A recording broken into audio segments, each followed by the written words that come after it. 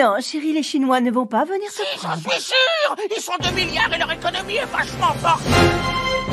L'expansion de la Chine peut-elle encore être arrêtée? Le développement de la Chine depuis 2 ou 3 décennies est tout simplement fulgurant. C'est devenu un vrai business d'essayer d'évaluer la croissance chinoise. Il est indispensable dans tous les cas de discuter avec la Chine à tous les niveaux. La Chine, elle travaille pour les 50 ans, nous on travaille pour le quinquennat. Vous savez, une majorité de pays du monde a la Chine comme principal partenaire économique. Non seulement ce sont des concurrents importants, mais ils commencent à manger les grandes entreprises occidentales. La Chine fait un virage absolument énorme. C'est parfaitement vrai que la Chine fait peur.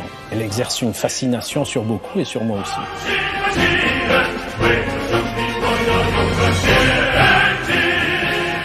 28 milliards, c'est le nombre de masques envoyés en quelques semaines par Pékin dans le monde entier.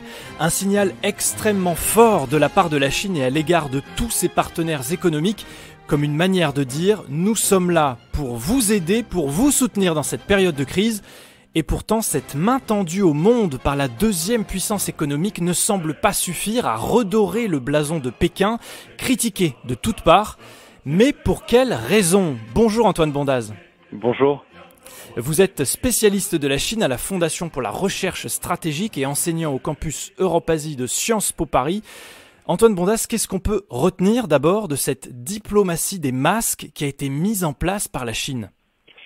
Premièrement, ce dont il faut se rappeler, c'est qu'il y a eu dans les premiers jours une visibilité maximale à cette diplomatie, notamment dans la remettre dans le contexte du mois de mars où l'Italie est touchée de plein fouet par l'épidémie et où la Chine est le premier pays à apporter une aide matérielle à la Chine puisque 1 million de masques arrivent en Italie au mois de mars. C'est seulement dans les jours qui viennent et qui suivent que la France et l'Allemagne participent également à l'effort, mais évidemment c'est la première impression, ce qu'on appelle souvent le blink en relations internationales, qui fait qu'on se rappelle de cette image très forte de ces cargaisons de masques qui arrivent en Europe et notamment en Italie. Ça a été la première phase où évidemment tout le monde a accueilli ces masques de façon extrêmement positive. Le principal problème pour la Chine, c'est qu'ensuite, elle en a sûrement trop fait. Elle est allée trop loin dans la communication et parfois dans l'instrumentalisation de cette communication. Et cela, ça a agacé de nombreux dirigeants, mais aussi de nombreuses personnes, que ce soit en Europe, aux États-Unis, mais aussi dans d'autres pays. La Chine a donc bien fait d'apporter son aide, mais elle en a sûrement trop fait en termes de communication, alors même que plusieurs semaines auparavant, au mois de février, lorsque les pays européens avaient envoyé des millions de masques à la Chine, là, la Chine avait demandé aux Européens d'être discrets en termes de communication. La diplomatie des masques, elle est révélatrice de quelque chose de plus grand. C'est le soft power. La Chine, elle a marqué des points, c'est vrai, quand le virus est arrivé en Europe et a semé une pagaille pas possible, les États européens donnant l'impression d'être incapables de se coordonner, de se soutenir entre eux. La Chine, elle a apporté son aide. Est-ce qu'elle a aussi, Antoine Bondaz, profité de ce désordre? Alors, ce qui est clair, c'est que ce qui a commencé comme une crise sanitaire sans précédent en Chine a progressivement été utilisé comme une opportunité par les autorités chinoises, que ce soit pour renforcer la légitimité du parti en Chine, mais aussi à l'étranger, montrer une bonne image de la Chine, essayer de minimiser les responsabilités initiales du régime chinois dans la gestion de la pandémie, mais aussi chercher à mettre en avant ce qu'il est considéré en Chine comme la supériorité du système de gouvernance chinois. Et ça, c'est un élément extrêmement important qui, ces dernières semaines, est de plus en plus visible dans la communication officielle des autorités chinoises. L'argument, il est que le régime chinois a été capable de gérer une crise sanitaire alors que les démocraties ont eu beaucoup plus de mal, et notamment la démocratie américaine. Mais je pense qu'il faut remettre vraiment dans un contexte plus large cette diplomatie du masque. Elle s'inscrit vraiment dans une diplomatie sanitaire que la Chine met en avant depuis de nombreuses décennies, mais qui s'est considérablement accélérée ces dernières années. Et j'essaierai d'être bref, mais si vous voulez, la Chine envoie une première équipe médicale en Algérie en 1963, c'est-à-dire il y a quasiment 60 ans. À l'époque, Pékin cherche notamment à multiplier les relations diplomatiques dans le continent africain, et cette diplomatie sanitaire, ça devient un outil diplomatique parmi d'autres.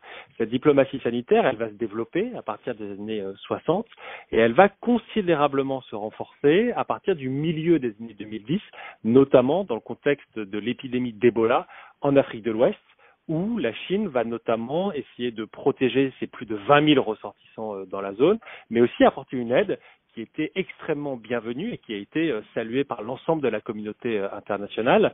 À l'époque, il y a plus de 1200 personnels de santé chinois qui sont déployés sur la zone, et il y a même un centre de traitement qui va être créé en Sierra Leone et qui disposait à l'époque de 100 lits. Et donc à partir de 2014-2015, les autorités chinoises vont mettre en avant la diplomatie sanitaire encore plus qu'auparavant et les intégrer progressivement à partir de 2015 à ces fameuses routes de la soie, puisque le concept de route de la soie de la santé va émerger à partir de 2015 et puis il va être encore plus officialisé en 2017 lorsque la Chine signe un accord cadre avec l'OMS afin de promouvoir cette fameuse route de la soie de la santé. Donc ce que fait la Chine en réalité ces dernières semaines et même ces derniers mois n'est pas tout à fait nouveau. C'est extrêmement visible en Europe puisque évidemment auparavant en Europe de l'Ouest notamment il y avait assez peu de coopération sanitaire en Europe puisque la coopération sanitaire portait surtout en Chine. On l'a vu dans le cadre de la coopération sanitaire franco-chinoise. Là pour une fois c'est la Chine qui à travers des équipements, qui à travers des personnels de santé, mais aussi qui à travers des technologies, à travers des solutions pour le business et autres, cherche à apporter son aide ou en tout cas à offrir des services aux pays européens. Et ça, c'est une différence majeure qui fait évidemment que la perception de ce que peut offrir la Chine, que ce soit en termes de coopération et parfois en termes de compétition, est beaucoup plus fort aujourd'hui en Europe qu'il ne l'était il y a encore quelques semaines. Vous parlez de diplomatie sanitaire, Antoine Bondaz. Là-dessus, la Chine a vraiment une place à prendre, une place de leader. Les États-Unis qu'on pouvait attendre peut-être il y a encore 20 ans. Là-dessus, quand on parle de santé, les États-Unis sont aujourd'hui les grands absents. Ça veut dire que la Chine a aussi une opportunité à saisir. Alors, il faut être très clair, la Chine a l'avantage à la fois de la conjoncture et d'un élément plus structurel. L'élément plus structurel, c'est évidemment que le formidable développement économique de la Chine et son internationalisation depuis déjà plus d'une vingtaine d'années fait qu'elle a tout intérêt à multiplier les coopérations sanitaires dans le monde, notamment dans le sous-continent africain. Et là, la Chine est extrêmement active et c'est en soi, évidemment, une bonne chose. L'aspect conjoncturel, c'est évidemment le retrait, entre guillemets, des États-Unis de la scène multilatérale et de la volonté des États-Unis de remettre en cause l'OMS, de remettre en cause des partenariats qui pourtant ont été développés par les États-Unis depuis des décennies. Et il faut rappeler que les États-Unis, en matière de coopération sanitaire, ont eu un rôle fondamental ces dernières décennies. Et donc la Chine profite à la fois de ces formidables capacités récemment acquises et aussi du retrait des États-Unis afin de se présenter comme un partenaire incontournable, notamment vis-à-vis des pays en développement, mais aussi vis-à-vis des pays développés. On l'a vu ces derniers jours avec, par exemple, l'annonce du président Xi Jinping qu'ils créeront une alliance entre des hôpitaux chinois et des hôpitaux africains. Environ 30 hôpitaux africains auront ce partenariat avec des hôpitaux chinois. Par exemple, cette proposition, elle n'est pas nouvelle, puisqu'il y a déjà une alliance, par exemple, entre les hôpitaux chinois et les hôpitaux russes. Il y a déjà eu des programmes de coopération entre des hôpitaux chinois et des hôpitaux d'Europe de l'Est. Mais là, la Chine, encore une fois, va essayer de combler le vide laissé par les États-Unis, de s'engouffrer dans cette brèche et évidemment d'améliorer son image à l'étranger, même si, il faut le rappeler, les pays européens, en termes de coopération sanitaire, continuent aujourd'hui de jouer un rôle fondamental, que ce soit à travers l'OMS, à travers le Fonds global, mais aussi à travers des initiatives bilatérales, que ce soit dans le continent africain, au Moyen-Orient ou autre. La Chine est donc un nouvel acteur de poids qui profite évidemment du retrait, ou en tout cas du retrait partiel des États-Unis.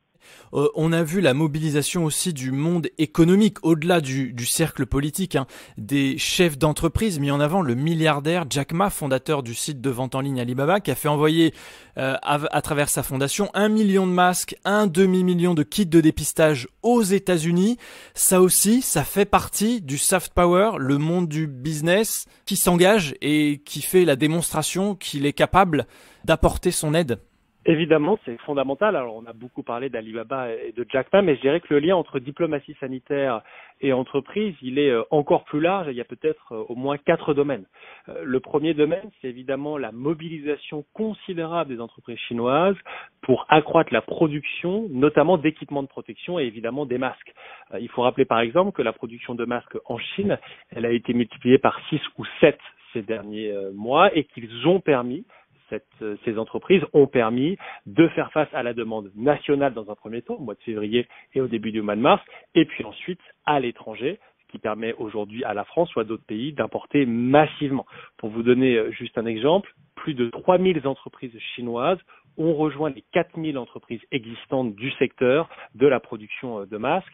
L'exemple emblématique, c'est le constructeur automobile BYD qui, par exemple, a aujourd'hui créé l'usine qui produit le plus de masques par jour au monde, puisqu'elle produit 5 millions de masques par jour, contre, il fallait le rappeler, en France, 10 millions de masques à peu près par semaine.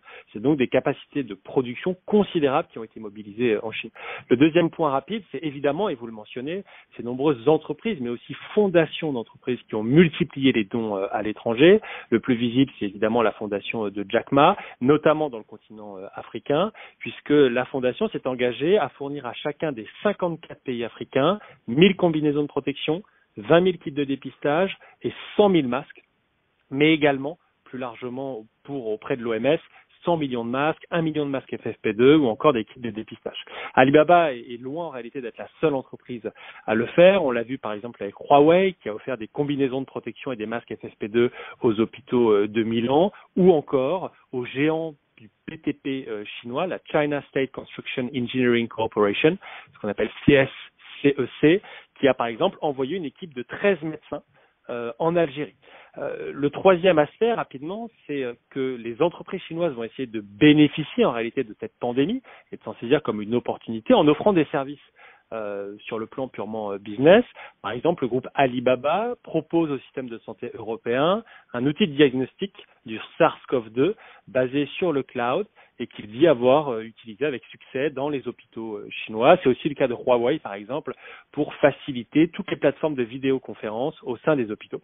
Et puis un quatrième point qui est aussi quand même très important, c'est la volonté pour les entreprises chinoises de mettre en avant certains secteurs dans lesquels elles ont un avantage comparatif inégalé. C'est par exemple le cas de la médecine traditionnelle chinoise. Il faut bien comprendre que la médecine traditionnelle chinoise, elle représentait à peu près 30% des revenus réalisés par l'industrie pharmaceutique en 2015. C'est donc un moteur de la croissance de l'industrie pharmaceutique en Chine. Et l'objectif, c'est évidemment de la populariser à l'étranger et d'accroître les parts de marché de ces entreprises à l'étranger. Le lien entre diplomatie sanitaire et entreprise, il est donc extrêmement étroit. Antoine Bondaz, malgré tout ce que vous venez de nous énumérer, la Chine a l'impression que l'Occident lui est devenu hostile. C'est ce qu'on a pu lire très récemment dans plusieurs rapports qui étaient destinés au président chinois Xi Jinping et qui ont été révélés. Quels sont les éléments qui font qu'aujourd'hui certains États peuvent porter ce regard critique sur la Chine ? Alors, il faut bien comprendre que l'évolution des perceptions vis-à-vis de la Chine, il prédate la pandémie. C'est-à-dire qu'il a commencé principalement en 2018-2019. Pour vous donner juste quelques exemples extrêmement concrets, le taux de perception négative vis-à-vis de la Chine entre 2018 et 2019, il a augmenté de 17 points au Canada, de 17 points en Suède, de 11 points au Royaume-Uni et même de 7 points en Chine. C'est-à-dire que la Chine, avant même la pandémie, était vue de façon de plus en plus négative. Si on prend par exemple uniquement le cas des États-Unis, alors que 47% des Américains avaient une opinion défavorable de la Chine en 2018, cela est passé à 60% en 2019 et à 66% désormais en 2020. C'est donc une tendance qui se renforce avec la pandémie, mais qui préexistait à la pandémie. Les craintes, notamment dans les pays européens vis-à-vis de la Chine, elles sont multiples, elles sont économiques, elles sont militaires, elles sont aussi de plus en plus politiques. C'est évidemment l'affirmation de la puissance chinoise, le fait que la Chine est de plus en plus un compétiteur sur la scène internationale et même un concurrent systémique, puisque l'Union européenne, par exemple, depuis plusieurs mois, considère la Chine également comme un rival systémique, c'est-à-dire un pays qui cherche à mettre en avant un modèle de gouvernance alternatif par rapport au modèle de gouvernance démocratique qui est mis en avant évidemment en Europe. Après cette crise, Antoine Bondaz, il y a un certain nombre d'industries qui réfléchissent aussi à revoir leur relation business avec la Chine pour en être peut-être moins dépendantes. Ça, c'était pas prévu pour Pékin.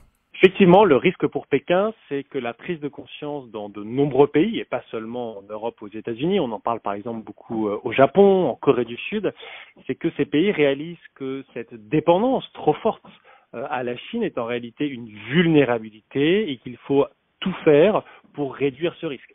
On le voit au Japon et aux États-Unis, des fonds spéciaux qui vont être mobilisés afin de faciliter cette relocalisation de certaines industries américaines et japonaises depuis la Chine vers leur territoire national. On en entend beaucoup parler également en Europe. C'est le cas du haut représentant Josep Borrell, c'était également le cas de la chancelière Merkel ou du président Macron, puisque dans ce fameux plan à 500 milliards qui a été présenté il y a peu de temps, la question de la souveraineté industrielle et de l'accompagnement d'une relocalisation partielle des industries stratégiques, elle est mentionnée. Évidemment, ce scénario-là, c'est un scénario noir pour la Chine, pour de nombreuses raisons. Encore une fois, ce serait la concrétisation que l'évolution de l'opinion publique a un impact politique, on le mentionnait précédemment, mais ce serait surtout un désastre sur le plan économique. Ce serait un désinvestissement de Chine, ce serait une perte en termes d'emplois en Chine, et surtout, la Chine perdrait des leviers économiques important. Or, il faut le rappeler, la diplomatie chinoise utilise beaucoup le levier de la coercition économique afin d'obtenir des gains politiques. On l'a vu par exemple ces derniers jours avec l'Australie et les taxes sur l'orge et aussi l'interdiction d'exportation ou d'importation plutôt sur certains abattoirs liés au bœuf notamment. Il va y avoir aussi un travail nécessaire de service après-vente d'une certaine manière dans quelques mois de la part de Pékin. Avec l'Europe, avec l'Afrique, on en parlait, l'Afrique est aussi un partenaire privilégié de la Chine, mais qui pour autant a beaucoup critiqué Pékin également dans sa gestion de la crise. Taïwan aussi, qui sort renforcé de cette crise sur les plans géopolitiques et économiques, ce qui faisait pas forcément partie des plans de Pékin. Va falloir que le gouvernement là s'occupe un petit peu de tout ça. Effectivement, les grands défis désormais pour les autorités chinoises, c'est en réalité de penser l'après-crise et d'éviter encore une fois qu'il y ait une évolution massive de la politique chinoise, de ses principaux partenaires, que ce soit encore une fois les États-Unis, l'Europe, mais même les pays africains ou le Moyen-Orient. Sur cette question-là, la Chine, évidemment, elle a énormément d'avantages et d'attraits. Ça reste une puissance économique considérable. Elle garde des opportunités considérables sur le plan business pour de nombreuses entreprises. Et ça ne va pas changer du jour au lendemain. Cependant, vous avez des questions de politique intérieure qui sont de plus en plus pressantes en Chine. C'est le cas de Hong Kong, où on voit les tensions se repartir à la hausse. Et cela devrait continuer jusqu'en septembre, jusqu'aux élections à Hong Kong. On le voit avec la question de Taïwan et contrairement aux intérêts de la Chine et contrairement aux intérêts de Pékin, Taïwan a une visibilité considérable ces dernières semaines et même ces derniers mois dans la crise de la pandémie. Et évidemment, Taïwan a largement profité de cela pour mettre en scène ses relations, même si elle n'a pas de relations diplomatiques, ses relations avec les pays en Europe, aux États-Unis, etc. Et puis au-delà de ça, il y a de plus en plus, entre guillemets, deux terrains d'affrontement, si je peux dire. L'Europe, de plus en plus, est considérée par la Chine et les États-Unis comme un terrain d'affrontement de leur influence respective. L'objectif de la Chine étant clair, il est de rendre neutre l'Europe le plus possible en cas de conflit ou de confrontation entre la Chine et les États-Unis. Puis le deuxième terrain d'affrontement, c'est l'Afrique, de plus en plus. On le voit aux États-Unis, on le voit beaucoup en Europe, on le voit en Chine. L'ensemble de ces puissances mettent beaucoup en avant le continent africain. C'est évidemment une excellente chose et si cela peut permettre d'apporter plus d'aide, de créer plus d'opportunités au développement en Afrique, c'est évidemment une bonne chose.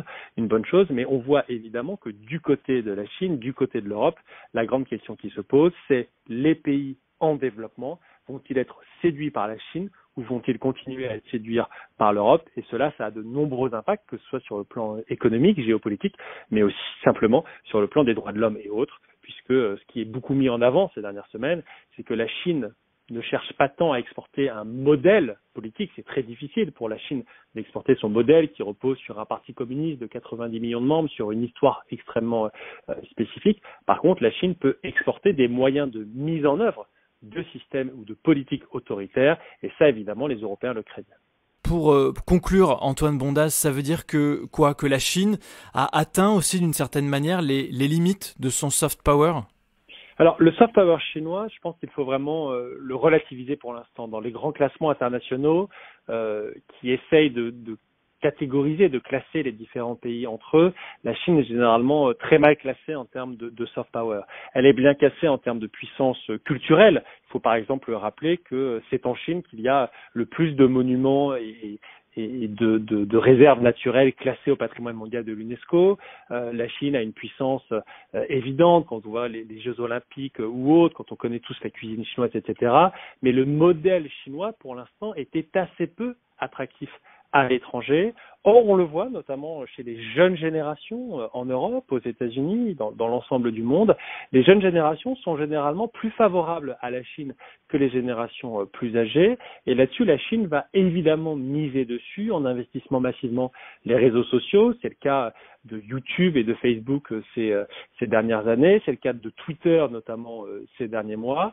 C'est un véritable défi pour la Chine de continuer à influencer les opinions publiques étrangères et surtout à améliorer les perceptions étrangères de la Chine. Le principal problème pour la Chine, c'est évidemment que du moment où vous avez en Europe, aux États-Unis, des médias qui peuvent librement continuer à s'exprimer, qui peuvent librement continuer à enquêter sur la Chine, même si cela est rendu de plus en plus difficile par la fermeture de pays, le système politique chinois garde une attraction, une attractivité qui est toute relative à l'étranger. Si on fait le bilan et qu'on compte les points, selon vous, Antoine Bondaz, la Chine, elle sort renforcée ou affaiblie de cette crise? La Chine, je pense, à mes yeux, sort tout de même affaiblie vis-à-vis des pays développés. Elle sort peut-être renforcée vis-à-vis des pays en développement, puisqu'elle les a considérablement soutenus et qu'elle continue de le faire. Et en cela, on peut en quelque sorte dire que le match est nul. Par contre, ce qu'il ne faut pas oublier, c'est que les États-Unis ont perdu beaucoup de points. Et ce n'est pas tant la Chine qui a en réalité marqué ou perdu des points que les États-Unis qui continuent d'en perdre jusque depuis ces différentes années, depuis plusieurs années. Les États-Unis sur la scène internationale multiplient les erreurs, mettent en avant leur unilatéralisme plutôt que le multilatéralisme. Et là, évidemment, ce sont les États-Unis qui perdent des points. On le voit avec la présidence du président Trump. Et la Chine, évidemment, va continuer à appuyer sur ce point. On le voit très clairement dans la communication chinoise, qui est un petit peu moins ces derniers jours sur les succès de la Chine que sur les échecs des États-Unis. Et là où la Chine peut compter, c'est sur les échecs politiques et économiques aux États-Unis afin de se mettre en œuvre. Merci beaucoup, Antoine Bondaz. Merci. Spécialiste de la Chine à la Fondation pour la recherche stratégique et enseignant au campus Europe-Asie de Sciences Po Paris, d'avoir participé à Chine Tonic.